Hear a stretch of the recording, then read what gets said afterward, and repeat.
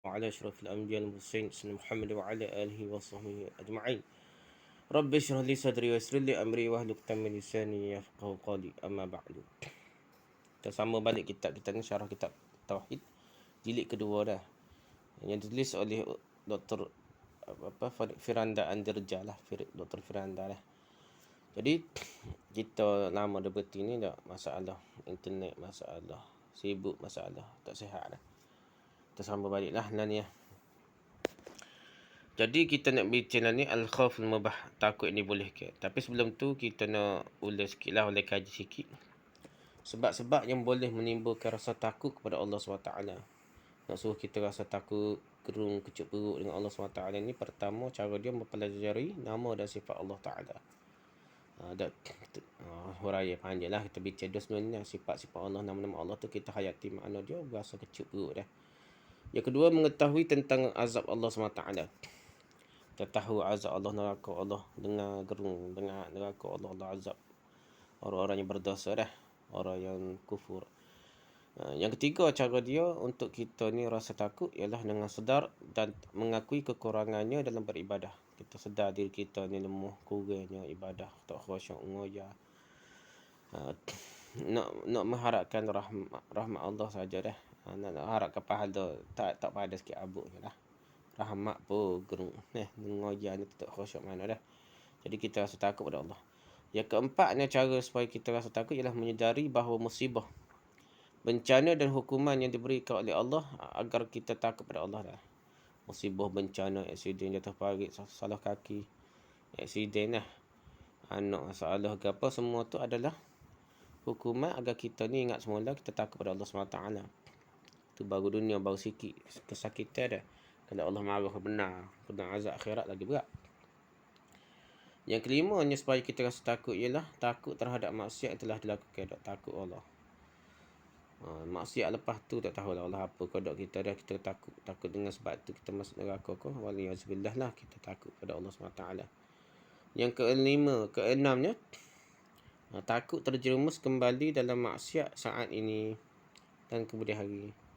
Allah ni takut terjerumus dalam maksiat, dan hari-hari mendatang pun takut terjerumus dalam maksiat. Jadi kalau kita rasa takut tu menyebabkan kita semakin takut pada Allah SWT. Kita memikir takut dah. Berapa dah? 7 dah. Yang ke-8nya, khawatir meninggal dalam keadaan su'ul khatimah, kesudahan yang buruk. Jadi kita manusia ni adalah di akhir kehidupan kita lah. Kalau kita mati baik, husnul khatimah, maka alamat tanda syurga, masuk syurga lah. Tapi kalau su'ul khatimah, alamatnya tanda tak molek lah. Waliyazubillah lah, kita takut menuju perut lah.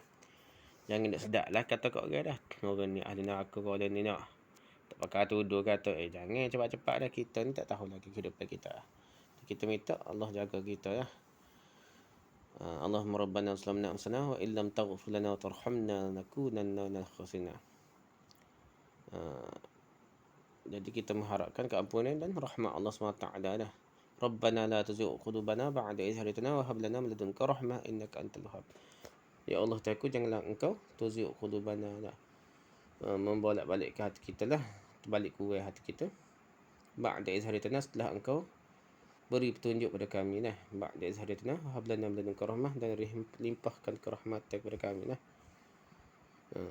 Wa hab lana min ladunka rahmah innaka antal macam-macam lah dah. Jadi kitalah cara dia dah.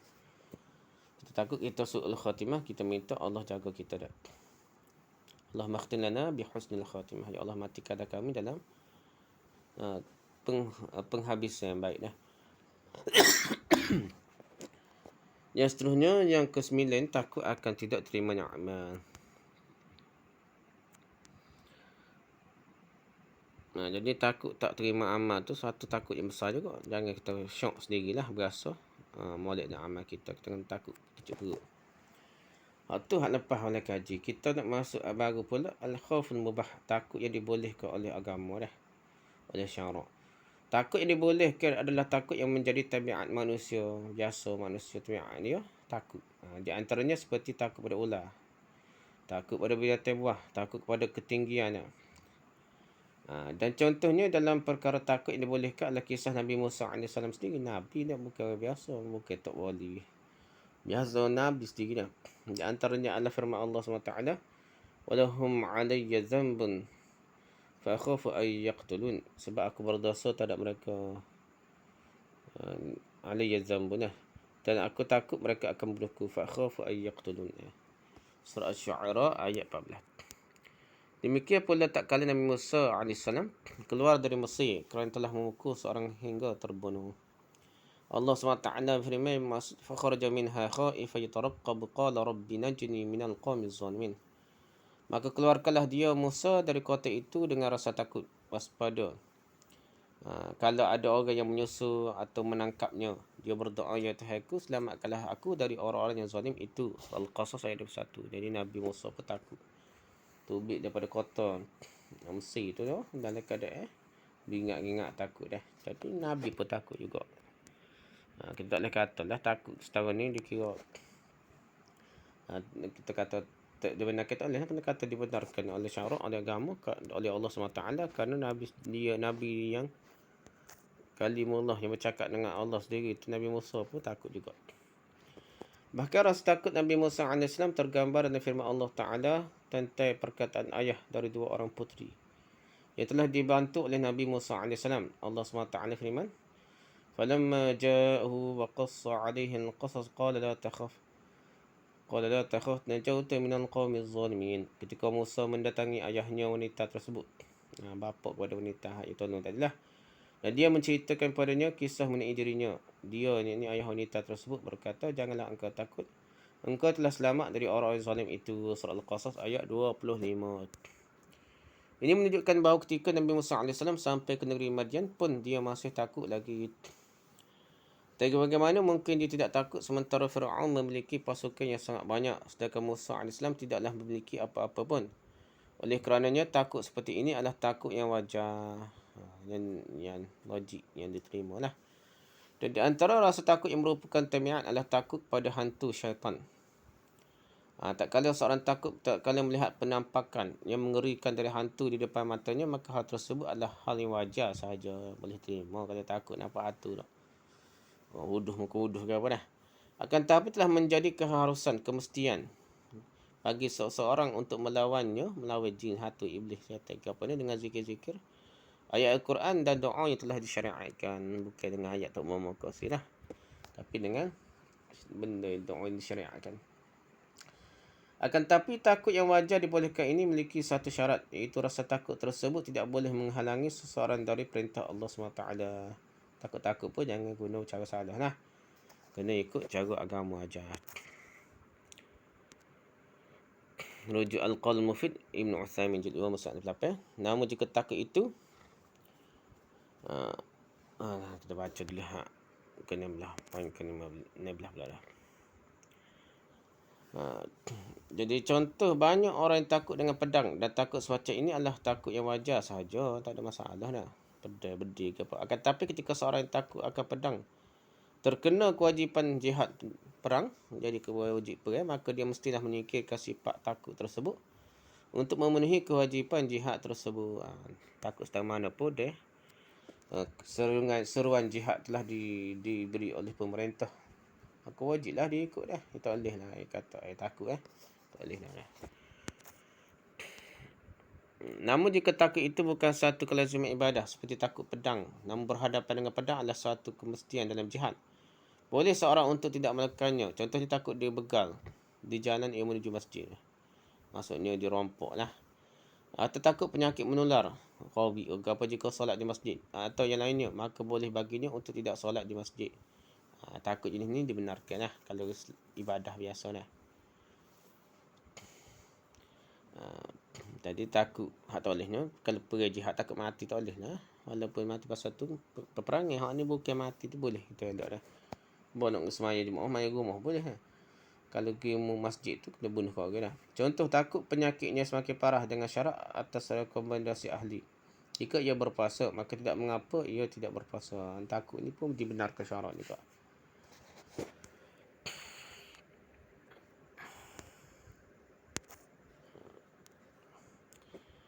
Contoh lain adalah seorang yang takut melewati kuburan di malam hari. Dia lalu kat jalan kubur, rasa terkejut perut dia. Meskipun pada dasarnya seorang tidak boleh takut dalam hal ini.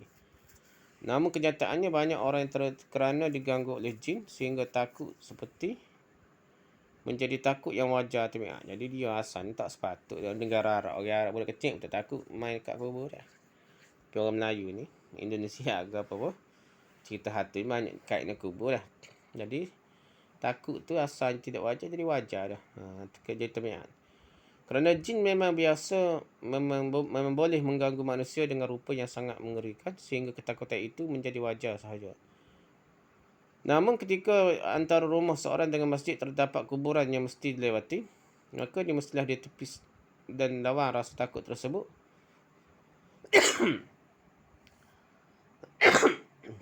Untuk boleh solat berjemaah di masjid. Kerana solat di masjid adalah di antara dari perintah-perintah Allah SWT. Nak pergi masjid ada kubur. Kalau duduk main takut sama sampai bila nak semai nak. Jadi kena lawan.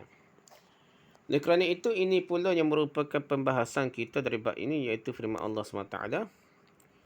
Innama zalikum syaitanu yukhawwifu awliya'ah. Fala takhafuhum wa khafuni in kuntum mu'minin. Sesungguhnya mereka hanyalah syaitan yang menakut-nakuti kamu dengan teman-teman setianya saja. Kerana itu janganlah kamu takut pada mereka. Tapi takutlah kepadaku, kepada Allah dan jika kamu orang beriman. Surah Al-Imran ayat 175. Ini merupakan dalil bahawasanya jika rasa takut tersebut telah bertentangan dengan perintah Allah, maka takut tabi'i, ini tabiat, mestilah harus dikalahkan jugalah. Asal tabiat, tapi kalau benda bertentangan dengan perintah Allah, kubur tu dekat masjid negeri ataupun pergi jihad, dah. Walaupun mati ke diri takut pedas dan mana pun, kena lawan, kena give jugalah jihad dah. Okay, yang ketiga pula bab takut al-khawful muharram, takut yang diharamkan. Takut yang diharamkan terbahagi menjadi dua model. Pertama dia panggil khauf yang syirik, al-khawfus syirki, al-khawfus syirki. Jadi khauf yang syirik. Para ulama menamakan khauf syirik ini adalah al-khawfus sirri. Al-khawfus sirri itu rasa takut yang menimpa sesuatu tanpa ada sebab yang zahir. Contohnya adalah seorang yang takut tertimpa musibah jika tidak memberi sesajian, memberi jamu puja lah kepada penghuni kubur dah. Kubur lah, pokok lah, ke apa dah, tempat keramat lah, ke apa, guna jarai ke apa. Kalau ada apa cara jamu dah, ataupun korban lah, korban buat sajian. Maka telah jelas bahawa rasa takut seperti ini boleh menjerumuskan pada kesyirikan. Kerana pada zahir dasarnya, tidak ada yang boleh menurunkan musibah tanpa ada sebab yang zahir, kecuali Allah SWT sahaja, bukan penghuni kubur. Jadi kubur ni mengikut setengah sufi, mengikut sufi lah, mengikut orang-orang Hindu ke Buddha. Ruh dia apabila dia mati jadi lebih hebat dah. Jadi takut pada kubur tu lebih hebat takut pada Allah, tu syirik lah dah. Dan khauf sirri ni, khauf yang tersembunyi ni, adalah di antara perkara yang dilakukan oleh kaum musyrikin pada para nabi. Di antaranya adalah seperti perkataan kaum Nabi Hud kepada Nabi Hud AS. In taqulu illa a'taraka ba'du alihatina bisu'. Kami hanya mengatakan bahawa sebahagian sembahan Tuhan kami akan menimpakan penyakit gila atas dirimu. Surah Hud yang keempat. Mereka menakut-nakutkan Nabi Hud bahawa dia akan timpa kemudaratan kerana mencela Tuhan-Tuhan mereka. Dah. Takut berhala-berhala ataupun ruh-ruh orang yang mati tu, dan yang digambarkan dengan berhala tersebut, ruh-ruh tu telah sampai sifat ketuhanan, boleh mengancam dengan penyakit gila macam-macam lah. Maka Nabi Hud AS berkata, qala inni ushhidullah washhadu anni bari'um mimma tusyrikun min dunihi fakiduni jami'an thumma la tunzirun. Inni tawakkaltu 'ala Allah rabbi wa rabbukum ma min dabatin illa huwa akhidhun binasiyatiha inna rabbi 'ala siratin mustaqim. Dia ni Nabi Hud ni menjawab, sungguhnya aku bersaksi bahawa kepada Allah dan kesaksikanlah bahawa aku berlepas diri daripada apa yang kamu persekutukan dengan yang lain. Sebab itu jalankanlah semua tipu dayamu terhadapku dan janganlah kamu tunda lagi. Sesungguhnya aku bertawakal pada Allah, Tuhanku dan Tuhanmu. Tidak ada satu makhluk bergerak yang bernyawa, melainkan dialah yang memegang ubur-uburnya, menguasainya. Sesungguhnya Tuhanku di jalan yang lurus. Surah. Ini jalan yang adil lah. Surah Hud ayat 54 hingga 56.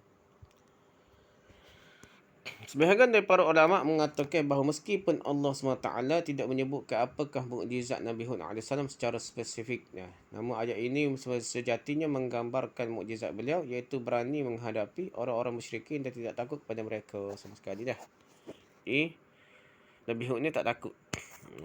Macam-macam ancaman pada. Berkata Syekh Abdul Rahman bin Nasir As-Sa'idi, wa min ayatihi وبيناته الدالة على صدقه أنه شخص واحد ليس له أنصار ولا أعوان، وهو يصرخ في قومه ويناديهم ويعجزهم ويقول لهم إني توكلت على الله ربي وربكم، هو الأعداء إلى الذين لهم السطوة والغلبة، ويريدون إطفاء ما معه من النور بأي طريق كان، وهو غير مكترث منهم ولا مبال بهم، وهم عاجزون ولا يقدرون أن ينالوه بشيء من السوء، إن في ذلك لآيات لقوم يعقلون.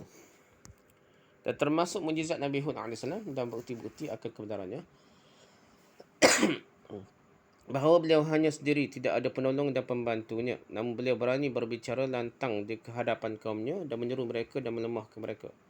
Dan ia berkata, sungguh aku bertawakal pada Allah Rabbku dan Rabb kamu sekalian. Dan mereka adalah musuh-musuh yang memiliki kekuatan dan mendominasi, dan mereka ingin memadamkan cahaya yang ia bawa dengan segala cara, dan beliau tidak merasa sedih dengan semua itu. Begitu juga yang mereka lemah dan tidak mampu untuk memberikan keburukan padanya. Sungguh dalam semua itu ada bukti-bukti yang nyata bagi orang berakal. Tafsir Al-Karim Rahman As-Sa'di halaman 303. Oleh kerananya khauf siri, iaitu rasa takut tertimpa suatu musibah tanpa ada sebab yang zahir. Jadi tak tanpa sebab zahir, sebab ghaib tak ada. Yang menjadi ada unsur-unsur ketuhanan macam orang ajaran Hindu ke apa ke, Buddha lepas tu ke. Dan ajaran lain, dia masuk alam ghaib ni, roh ni masuk alam ghaib tu, dia kadang-kadang yang angkat jadi Tuhan. Itu masalah lah. Oleh sebab itu, kalau sebab yang kena pakai sebab zahir tu, dia pakai sebab yang tak nampak, takut termasuk dalam jin kau syaitan iblis lah dah. Khauf sirri adalah rasa takut yang boleh sampai pada darjat syirik. Kerana meyakini adanya selain Allah SWT yang boleh mendatangkan kemudaratan tanpa sebab yang zahir. Dan sifat takut semacam ini berkaitan dengan uluhiyah dan rububiyah Allah SWT. Berkaitan dengan uluhiyah kerana pada dasarnya seorang tidak boleh takut kecuali Allah SWT, dan berkaitan dengan rububiyah kerana pada dasarnya Allah SWT yang mendatangkan kemudaratan bila-bila sahaja. Maka tak kala seorang meyakini bahawa ada selain Allah SWT yang boleh mendatangkan mudarat dengan segala macam bentuknya, baik secara zahir ataupun tidak, maka inilah yang dinamakan syirik akbar.